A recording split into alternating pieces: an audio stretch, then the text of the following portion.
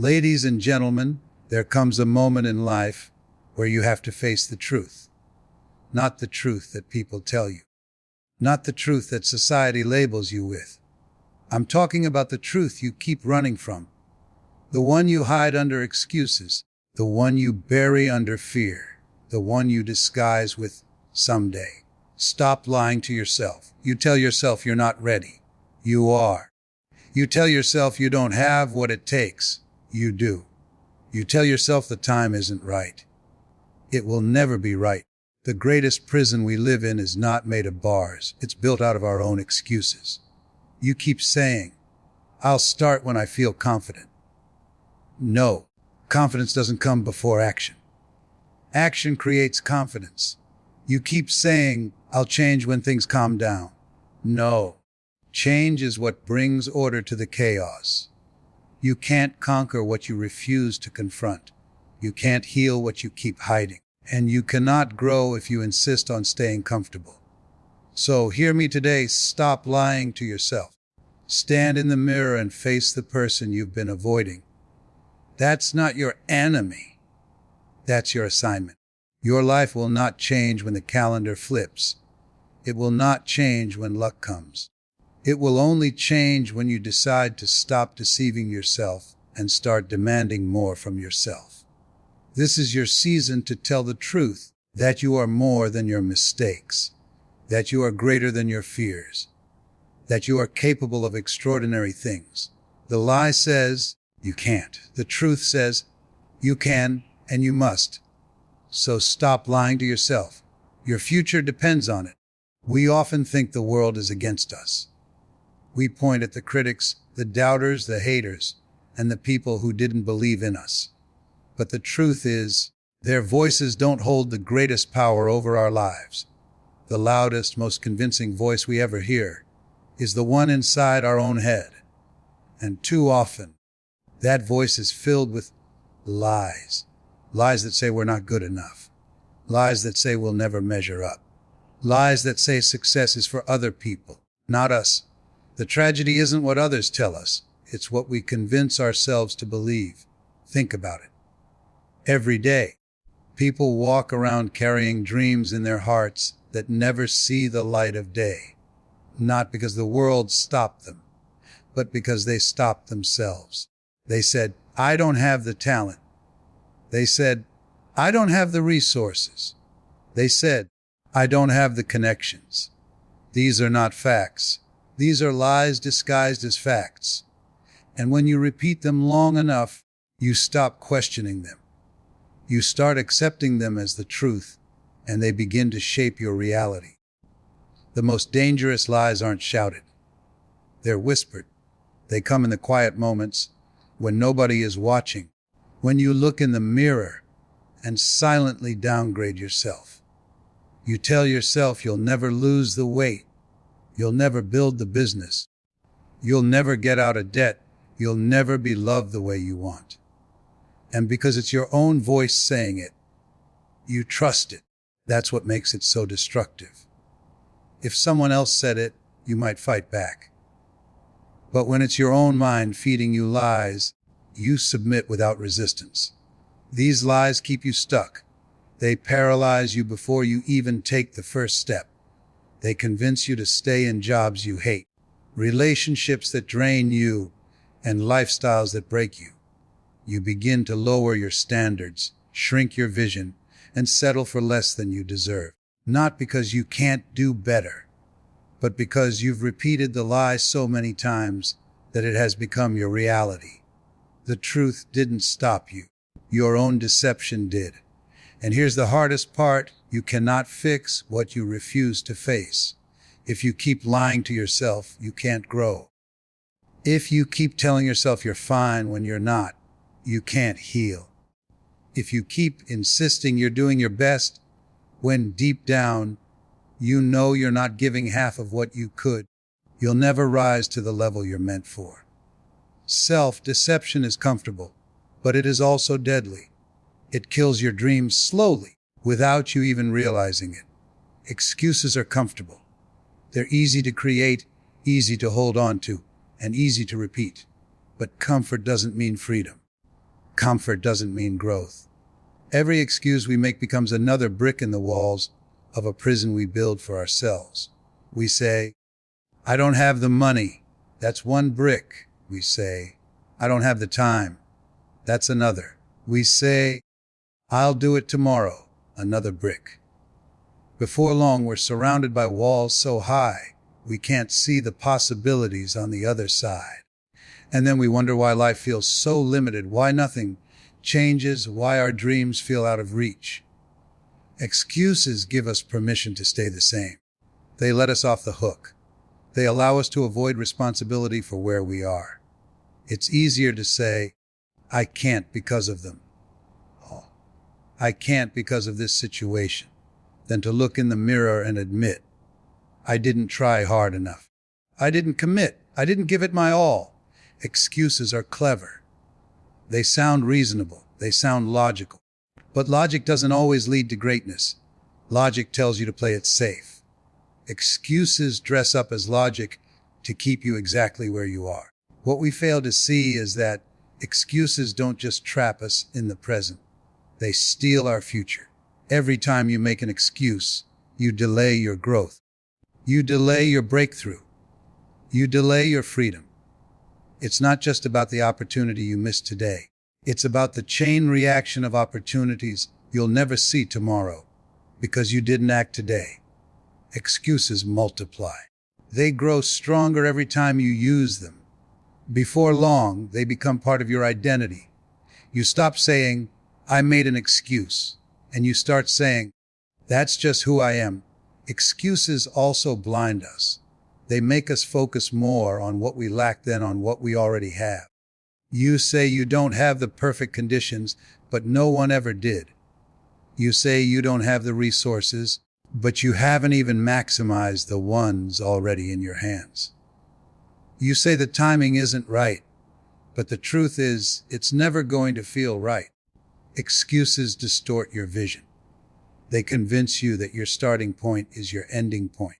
They make you forget that people with less than you have achieved more than you, because they refuse to be prisoners of their own stories.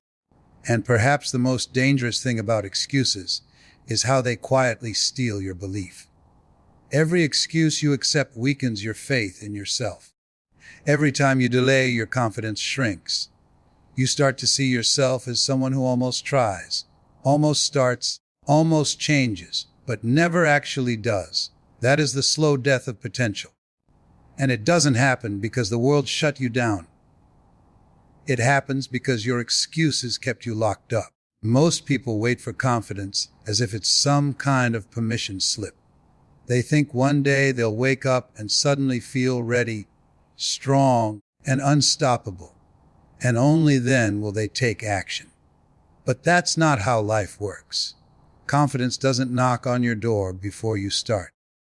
Confidence shows up after you take the step. It's born in the doing, not the waiting. The act of moving forward, even when you're trembling, even when you're unsure, is what creates the strength you've been waiting for. When you look at anyone who's mastered their craft, you might think they're fearless, they're naturally confident. But you didn't see them on day one.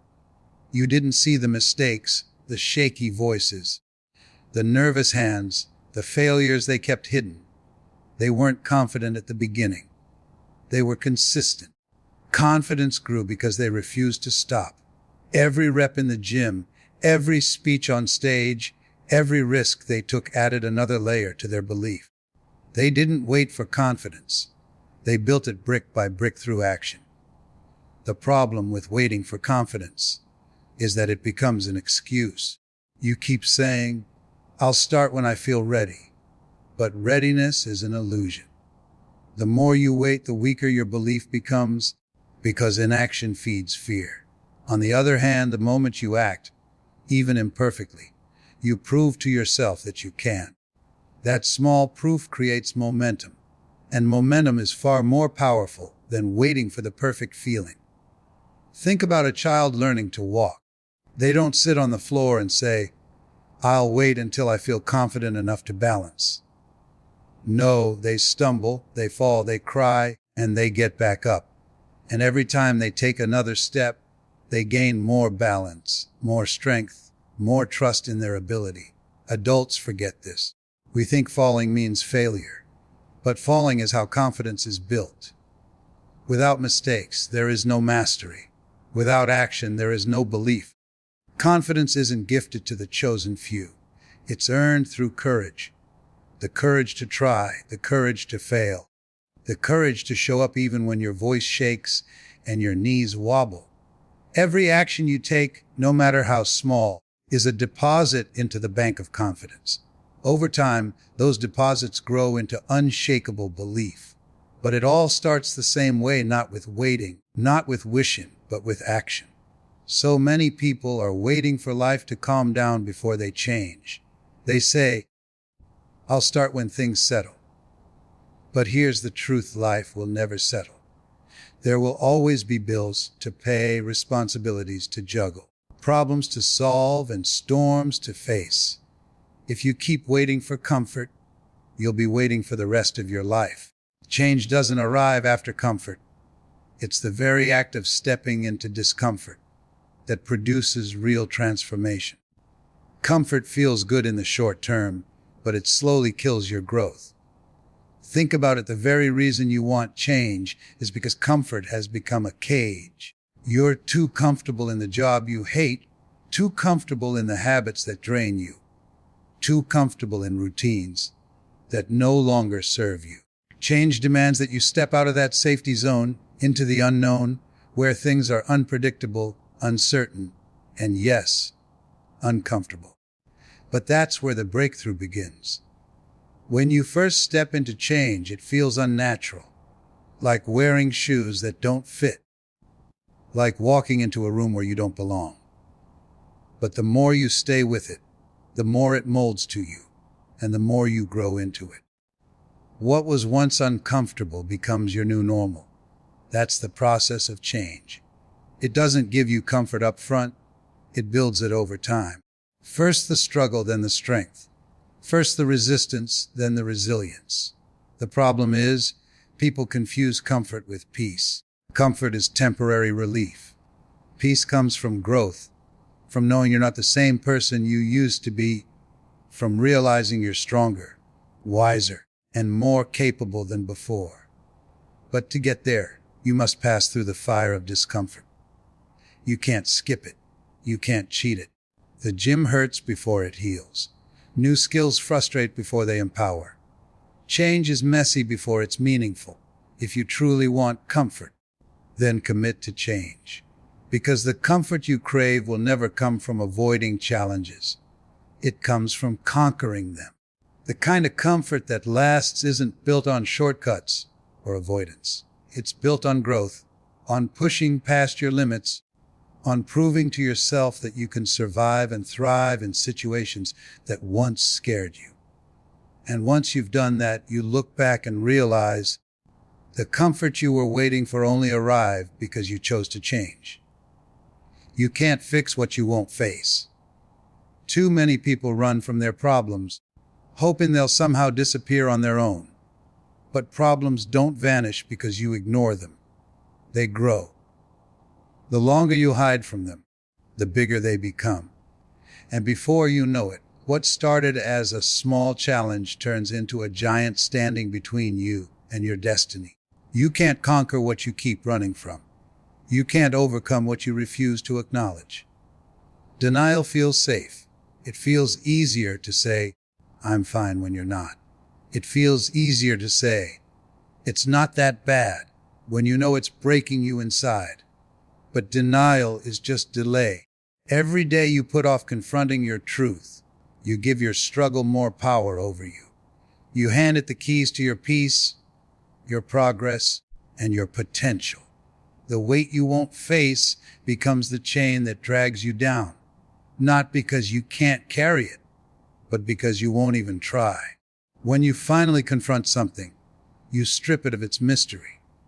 Fear thrives in the shadows, but when you shine a light on it, you start to see it for what it really is, not as big, not as unbeatable, not as powerful as your imagination made it. Confrontation doesn't just weaken the problem, it strengthens you. Every time you face a fear, you grow bigger than the thing that once controlled you. That's how you take your power back. Look around at the areas of your life where you feel stuck. Chances are, those are the very areas you've been avoiding.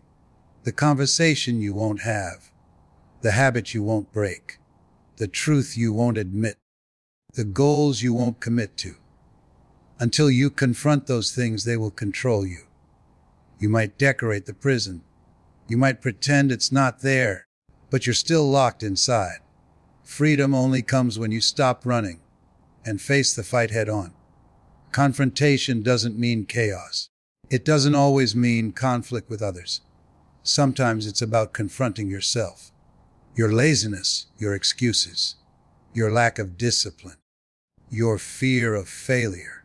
The hardest battles are not out there. They're in here.